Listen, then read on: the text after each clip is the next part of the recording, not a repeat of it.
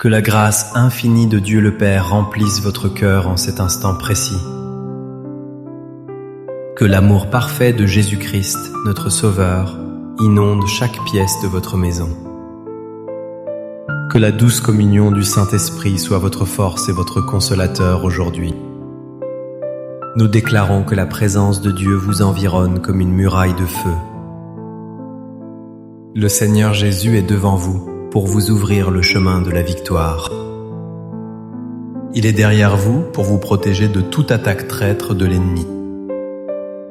Il est à votre droite et à votre gauche pour vous soutenir fermement.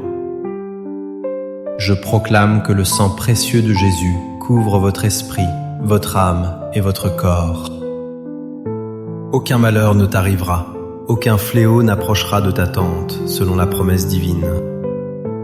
Nous décrétons la paix de Dieu sur votre foyer, chassant tout chaos et toute dispute. Que la joie du Seigneur devienne votre force au milieu de vos épreuves. Nous prenons autorité sur tout esprit de lourdeur, de dépression et d'angoisse. Nous brisons maintenant toute malédiction générationnelle qui tente de voler votre destinée. Nous annulons toute parole négative prononcée contre votre avenir ou contre vos enfants. Toute chaîne de peur est brisée par l'onction du Saint-Esprit en ce moment même. Je déclare que la vie de Dieu coule dans vos veines et restaure votre santé. Vous êtes la tête et non la queue. Vous êtes bénis en entrant et bénis en sortant. Nous scellons ces paroles dans le nom puissant de Jésus-Christ. Amen.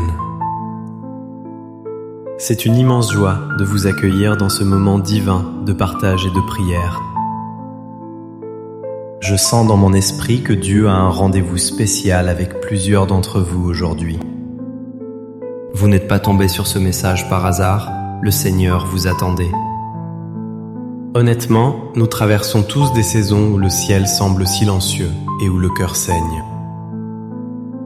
Il y a des moments où la douleur est si profonde que les mots manquent. C'est précisément là que le message d'aujourd'hui va apporter une lumière nouvelle. Je veux vous parler de cette vérité. Le Seigneur te garde lorsque tes larmes coulent. Les psaumes 91 et 23 ne sont pas juste des poèmes, ce sont des ancres pour l'âme. Dieu n'est pas indifférent à votre chagrin, il est activement présent dans votre vallée. Avant d'aller plus loin, je veux que vous posiez un acte de foi. Écrivez ceci dans les commentaires pour le déclarer. Dieu ne m'abandonne jamais, même dans mes larmes. Faites-le maintenant comme un signe de votre confiance en sa fidélité éternelle. Commençons par comprendre qui est ce Dieu qui nous invite à nous réfugier en lui. Le psaume 91 commence par évoquer celui qui demeure sous l'abri du Très-Haut. Ce Très-Haut, c'est El Elyon, le Dieu qui surpasse tous vos problèmes et toutes vos montagnes. Il n'est pas un observateur lointain, il est un Père protecteur et attentif. La Bible nous enseigne que Dieu recueille nos larmes dans son outre. Cela signifie que chaque larme que vous avez versée a de la valeur pour lui. Il connaît la douleur de la trahison, du deuil, de la solitude et de l'injustice. Le psaume 23 nous révèle qu'il est le bon berger qui marche avec nous. Notez bien ceci, le berger ne nous laisse pas seuls dans la vallée de l'ombre de la mort. Il est là, avec sa houlette et son bâton, pour nous rassurer et nous guider. Votre sécurité ne dépend pas de l'absence de danger, mais de la présence de Dieu. C'est une vérité théologique fondamentale. Sa présence est votre protection ultime. Pourtant, nous devons être réalistes et affronter les mensonges que l'ennemi murmure à vos oreilles. Lorsque vous pleurez, le diable aime venir pour vous accuser et vous décourager. Il vous dit, si Dieu t'aimait, tu ne souffrirais pas ainsi.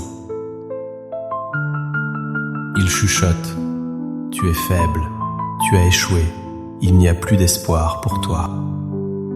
Il essaie de vous convaincre que vos larmes sont un signe de défaite spirituelle. Mais je suis ici pour démasquer ce mensonge au nom de Jésus. Pleurer n'est pas un péché, et souffrir ne signifie pas que Dieu vous a quitté. Jésus lui-même a pleuré devant le tombeau de Lazare, montrant sa compassion humaine et divine. Le diable veut utiliser votre douleur pour vous isoler, mais Dieu l'utilise pour vous rapprocher de lui. Le psaume 91 promet qu'il vous couvrira de ses plumes, comme un aigle protège ses petits. C'est sous ses ailes que vous trouverez un refuge, pas dans l'isolement ou l'amertume. Rejetez la voix de l'accusateur qui veut vous faire croire que vous êtes seul au monde. Rappelez-vous la parole de Dieu. Je ne te délaisserai point, je ne t'abandonnerai point. Regardons les héros de la foi qui ont expérimenté cette protection au milieu des larmes. Pensez au roi David, l'homme qui a écrit ces psaumes magnifiques sous l'inspiration divine. David n'écrivait pas depuis un palais confortable, mais souvent depuis des grottes sombres et froides. Il était poursuivi par le roi Saül, qui voulait le tuer sans raison valable. David a connu la trahison de son propre fils, la perte, la guerre et la solitude. Pourtant, au milieu de ses pleurs, il a écrit « L'Éternel est mon berger ». Il a déclaré « Je ne crains aucun mal, car tu es avec moi ». David savait que ses larmes ne changeaient pas la nature fidèle de son Dieu. Pensez aussi à Agar, la servante égyptienne, chassée dans le désert avec son enfant. Elle pleurait, pensant que c'était la fin, qu'elle allait voir son fils mourir de soif. Mais Dieu a entendu la voix de l'enfant et a vu les larmes de la mère. Il lui est apparu et a ouvert ses yeux pour voir un puits d'eau vive. Dieu est El-Roi, le Dieu qui vous voit, même quand personne d'autre ne le fait. Comme pour David et Agar, vos larmes peuvent devenir le terreau d'un miracle divin. Alors, qu'est-ce que cela signifie concrètement pour vous aujourd'hui, dans votre situation actuelle? Si vous pleurez à cause d'une maladie, sachez que le psaume 91 parle de la peste et du fléau. Cela signifie que la protection de Dieu s'étend à votre corps physique et à votre santé. Si vos larmes coulent à cause de problèmes financiers, rappelez-vous que le Seigneur est votre berger. Le psaume 23 déclare « Je ne manquerai de rien, car il pourvoit au vert pâturage. » Si vous pleurez à cause de la solitude ou du rejet, sachez qu'il est votre refuge. Vous pouvez courir dans le lieu secret du Très-Haut et y trouver une véritable consolation. N'attendez pas d'être fort pour aller vers Dieu, allez vers lui avec vos faiblesses. Transformez vos larmes en prières, laissez votre douleur vous pousser dans ses bras d'amour. Chaque fois que vous sentez l'angoisse monter, déclarez le psaume 91 à haute voix. Dites « Mon Dieu, en qui je me confie, tu es ma forteresse et mon libérateur. » Écrivez maintenant en commentaire « Jésus, change mes larmes en joie ». C'est une proclamation prophétique que le Seigneur va honorer dans votre vie. Maintenant, je veux changer d'atmosphère et prophétiser sur votre vie par l'Esprit de Dieu. Je sens que le Seigneur veut briser le joug de la tristesse qui pèse sur plusieurs. Je vois des cœurs qui sont comme des vases brisés, mais le potier divin est là. Je prophétise que Dieu est en train de recoller les morceaux de votre cœur brisé. Je déclare que la saison des pleurs touche à sa fin et que la joie arrive le matin. Là où il y avait le deuil, je vois la consolation surnaturelle du Saint-Esprit descendre.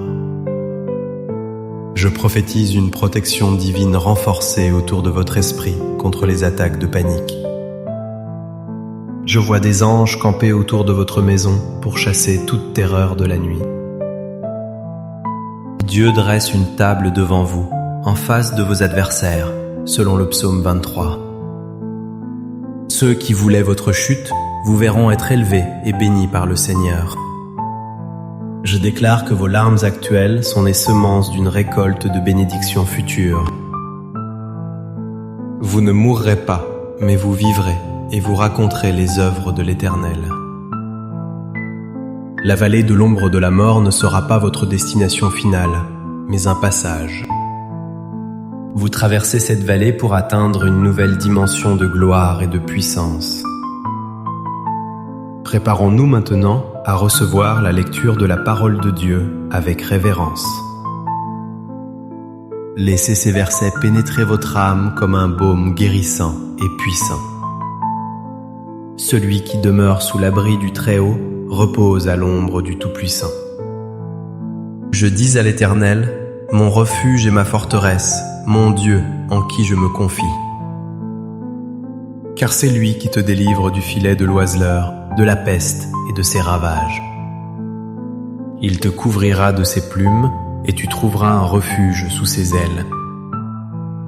Sa fidélité est un bouclier et une cuirasse. L'Éternel est mon berger, je ne manquerai de rien. Il me fait reposer dans de verts pâturages. Il me dirige près des eaux paisibles. Il restaure mon âme. Il me conduit dans les sentiers de la justice. Quand je marche dans la vallée de l'ombre de la mort, je ne crains aucun mal. Car tu es avec moi, ta houlette et ton bâton me rassurent.